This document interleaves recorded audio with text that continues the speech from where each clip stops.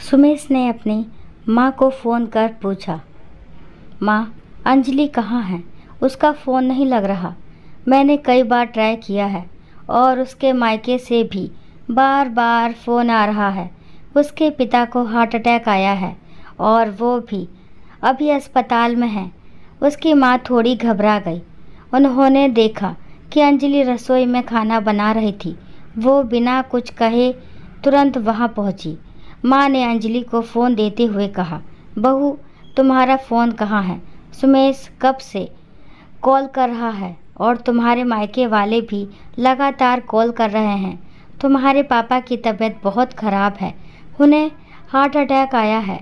Sumesh office से आ रहा है, जल्दी से जाने की तैयारी करो। अंजलि के हाथ से बेलन गिर गया। वो तुरंत दौड़कर अपने बेडरूम में गई। उसका फ़ोन चार्ज में लगा था। जैसे ही उसने स्क्रीन देखी, मायके से 8 मिस कॉल और सुमेश के भी 5 मिस कॉल्स।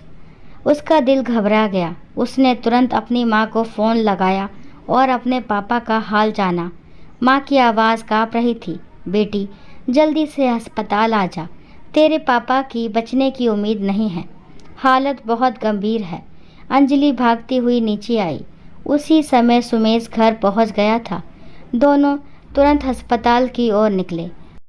जैसे ही अस्पताल के गेट पर पहुंचे, अंजलि की माँ वहां मिली, बुरी तरह रोते हुए। बेटी, अब वो नहीं रहे। अंजलि वहीं ज़मीन पर बैठ गई, फूट फूट कर रोने लगी।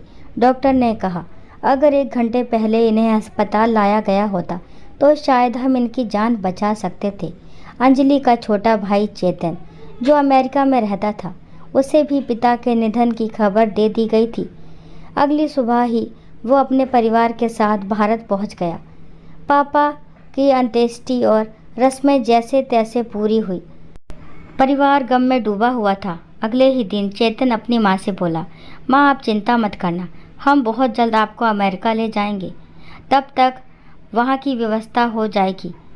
तब तक मैं हर महीने आपके खाते में पैसे भेजता रहूँगा। ये कहकर चेतन अपने परिवार के साथ अमेरिका लौट गया। जब अंजलि को ये सब पता चला, वो भीतर ही भीतर बहुत आहत और गुस्से में थी। वो सोच रही थी, कैसा बेटा है ये। एक बार भी नहीं सोचा कि माँ यहाँ अकेले कैसे रहेगी। क्या सिर्फ पैसे भेज देने से जिम्मेदारी ख़त्म हो जाती है? लेकिन वो कर क्या सकती थी? भाई ने माँ के साथ जाने का कोई इंतज़ाम नहीं किया था। अंजलि ने मन ही मन फैसला कर लिया था, मैं माँ को अकेला नहीं छोड़ सकती। जो भाई माँ को साथ ले जाने की बात करके मुकर गया, अब उनकी जिम्मेदारी मेरी है। अगले दिन अंजलि को भी अपने ससुराल लौटना था। सुबह होते ही वह माँ का बैग पैक करने लगी। माँ ने हैरान होकर पूछा, बेटी, मेरा सामान क्यों रख रही हो? अंजलि ने प्यार से जवाब दिया, माँ, अब आप यहाँ अकेली नहीं रहेंगी, आप भी हमारे साथ चलेंगी। माँ ने उदास नज़रों से बेटी की ओर देखा और बोली, बेटी, मैं तुम्हारे ससुराल जाकर क्या करूँगी? मुझे यहीं अपने घर में तुम्हारे पापा की यादों के साथ रहना है। अंजलि ने माँ का हाथ थामते हुए कहा, माँ, आपको भी तो पता है ना, आपकी तबीयत ठीक नहीं रहती, फिर यहाँ आपकी देखभाल कौन करेगा? कुछ भी हो जाए, मैं आपको अकेला नहीं छोड़ सकती। आप चल रही हैं बस। बेटी, इमोशनल मत हो, दिमाग से काम ले। मुझे कुछ नहीं होगा। फिर वहाँ पर तेरे साथ सास ससुर भी होंगे, उनका क्या?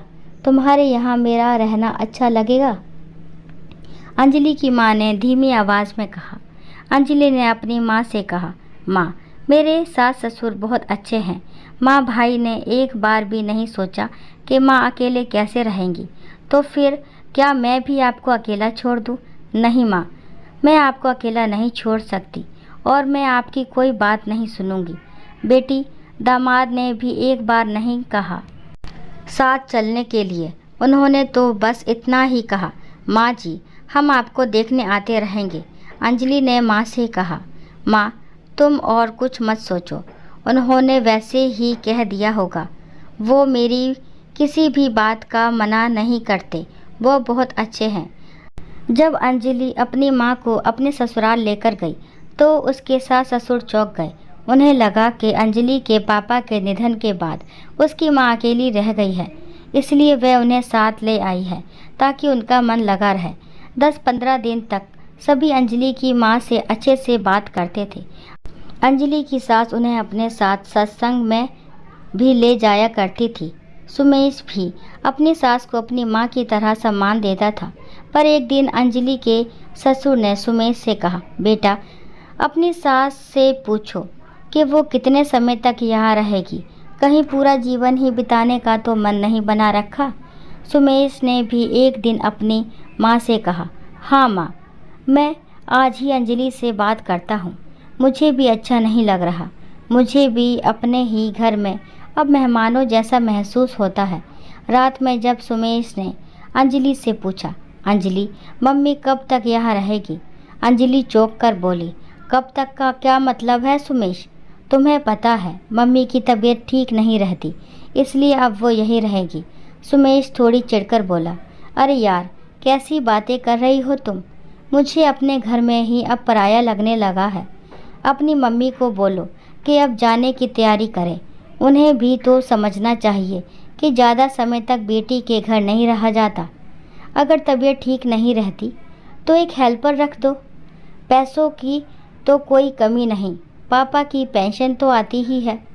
उस दिन से अंजलि के सास ससुर का व्यवहार भी बदल गया। वे अंजलि की माँ से ठीक से बात नहीं करते थे, ना ही सास उन्हें सत्संग में साथ ले जाती थी। धीरे धीरे अंजलि की माँ को भी समझ आ गया कि अब उन्हें वहाँ कोई पसंद नहीं करता। अब तो घर में कोई भी सीधे मुंह बात नहीं करता था। अंजलि खुद भी असमंजस में थी, कैसे कहे कि माँ चलो मैं तुम्हें तुम्हारे घर छोड़ आती हूँ। उसे यकीन नहीं हो रहा था कि जिस पति को वह दोस्त समझती थी, जिस सास ससुर में वे अपने माता पिता की छवि देखती थी, वही आज माँ के साथ ऐसा व्यवहार कर रहे हैं। उसे अब ये समझ में आ गया था कि पति सिर्फ पति होता है और सास ससुर कभी माँ बाप नहीं बन सकते। एक दिन माँ ने खुद ही कहा, बेटी मुझे मेरे घर जाने दे, आखिर कब तक तुम्हारे घर पर रहूँगी। मैं गांव से तुम्हारी मौसी की बेटी कुसुम को बुला लूँगी, उसकी पढ़ाई भी हो जाएगी और मेरी देखभाल भी। अंजलि ने कोई विरोध नहीं किया और कहा, रात भर रुक जाओ माँ, सुबह मैं खुद छोड़ दूँगी। उसे भी अब यकीन हो चला था कि अगर माँ यही रही तो वो डिप्रेशन का शिकार हो जाएगी। अंजलि ने सबसे पहले अपने भाई को फ़ोन किया, भैया आप मम्मी को अपने साथ क्यों नहीं ले जाते? भाई का जवाब साफ था, देखो अंजलि तुम्हारी भाभी भी नौकरी करती है और मैं भी, यहाँ अमेरिका में देखभाल करने वाला कोई नहीं मिलता। तुम ऐसा करो, मम्मी के लिए एक नौकर रख लो, जितने पैसे लगेंगे मैं भेज दूँगा। अंजलि गुस्से से बोली, भैया मम्मी को पैसे की ज़रूरत नहीं है, पापा की पेंशन से वो आराम से जी सकती हैं, उन्हें पैसे नहीं अपने बच्चों का साथ चाहिए। अंजलि ने फैसला कर लिया, अगर माँ उसके साथ नहीं रह सकती तो वो माँ के साथ ज़रूर रहेगी। उसकी एक सहेली कानपुर में एनजीओ चलाती थी। अंजलि ने उससे बात की और अपने मायके वाले घर में एनजीओ का एक ब्रांच खुलवाया, क्योंकि घर बड़ा था लेकिन रहने वाला कोई नहीं। अब तो ये तय था कि भाई अमेरिका से अब लौटने वाला नहीं था। जब अंजलि ने ये बात अपनी माँ को बताई तो माँ बहुत खुश हुई और बोली, बेटा तुमने बहुत अच्छा काम किया, इससे मेरा भी समय कटेगा और मैं अपने हुनर सिलाई कढ़ाई से दूसरी महिलाओं को भी सिखा सकूंगी। अगले दिन अंजलि माँ को लेकर मायके चली आई। जब सास ससुर को पता चला कि अंजलि की माँ जा रही है तो उन्होंने सिर्फ इतना कहा, वहाँ अकेले जाकर क्या करोगी, यहाँ बहू तुम्हारी देखभाल करती थी। सुमेश ने भी वैसी ही औपचारिक बात की, लेकिन अंजलि कुछ नहीं बोली। उसके अंदर बहुत गुस्सा था, अगर बोलती तो कोई बड़ा अनर्थ हो जाता। उसने सोचा शांत रहने में ही भलाई है। उसके मन में एक ही बात चल रही थी, कैसे काले नाग हैं ये लोग, जिनके अंदर जहर भरा हुआ है। कुछ ही दिनों में अंजलि ने अपने मायके वाले घर में एनजीओ खोल लिया। माँ सिलाई कढ़ाई में पारंगत थी। अब वे महिलाओं को ये हुनर सिखाने लगी। अंजलि ने भी गरीब बच्चों को पढ़ाना शुरू कर दिया। उसने सोच लिया था, अगर माँ मेरे साथ नहीं रह सकती तो मैं माँ के साथ रह सकती हूँ। इसके लिए मुझे कोई नहीं रोक सकता। पति सुमेश ने कई बार फ़ोन कर कहा, अंजलि अब तो तुम वहाँ जाकर रहने लगी हो, इस घर का क्या होगा? घर की देखभाल कौन करेगा? अंजलि ने बस इतना कहा, तुम अपने माँ बाप को देखो और मैं अपनी माँ को। जब ये बात माँ को पता चली कि उनकी वजह से बेटी दामाद में झगड़ा होने लगा है तो वो बहुत दुखी हुई। उन्होंने कहा, बेटा, माँ कभी नहीं चाहेगी कि उसकी वजह से बेटी का घर उजड़ जाए, इसीलिए मैंने तुम्हें अपनी कसम देकर वापस ससुराल भेजा है। माँ बोली, मैं यहाँ खुश हूँ और अकेली भी नहीं हूँ। तुम अपना घर परिवार संभालो, यहाँ आते जाते रहना, क्योंकि तुम्हारे बिना ये एनजीओ चल नहीं सकता। अंजलि चाहकर भी कुछ नहीं कह सकी। वो ससुराल लौट तो गई, लेकिन अब उसका मन वहाँ नहीं लगता था। पति और सास ससुर के साथ रिश्तों में एक गांठ पड़ गई थी जो शायद कभी नहीं खुल सकती थी। दोस्तों, आशा करती हूँ कहानी आपको पसंद आई होगी। अगर कहानी पसंद आती है तो प्लीज़ मेरे चैनल को लाइक शेयर सब्सक्राइब करना ना भूलें।